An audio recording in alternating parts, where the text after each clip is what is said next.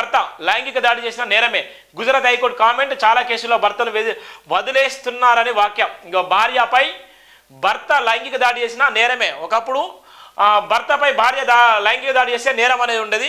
ఇక్కడ ఏంటంటే భార్యపై భర్త లైంగిక దాడి చేసిన నేరమే. గుజరాత్ హైకోర్టు కూడా కాంబినేషన్ నేపథ్యం చాలా కేసుల్లో భర్తను వదిలేస్తున్న వాక్య నేపథ్యంలో ఎవరైతే మహిళలు ఉన్నారో మహిళలు చాలా వరకు ఇలా సొంతంగా కష్టపడి సొంత కాళ్ళ మీద బతికేటువంటి మహిళలకు ఒక ధైర్యం ఉంది. మహిళలకు ఎలాంటి చట్టాలు కూడా వాళ్ళకు చుట్టాలుగా ఉన్నాయి కాబట్టి ఇలా మహిళలు కూడా ఇష్టానుసారంగా చేసేటువంటి నేపథ్యం. మహిళలు ఇష్టానుసారంగా చేయడమే కాకుండా మహిళల పైన ఒకప్పుడు ఆరోపణలు చేసినా, లైంగిక వేధింపులకు గురి చేసినా, వరకట్న వేధింపులకు గురి చేసినా, ఇంకా ఎలాంటి ఇబ్బందులకు గురి చేసినప్పటికీ కూడా మహిళలకు అనేక చట్టాలు రక్షణ కల్పించాయి. ఈరోజు మహిళలు తిరగబడి ఇలా లైంగిక దాడులు ఇలా మొగళ్ళ పైన లైంగిక దాడులు వేసే నేపథ్యం ఉంది.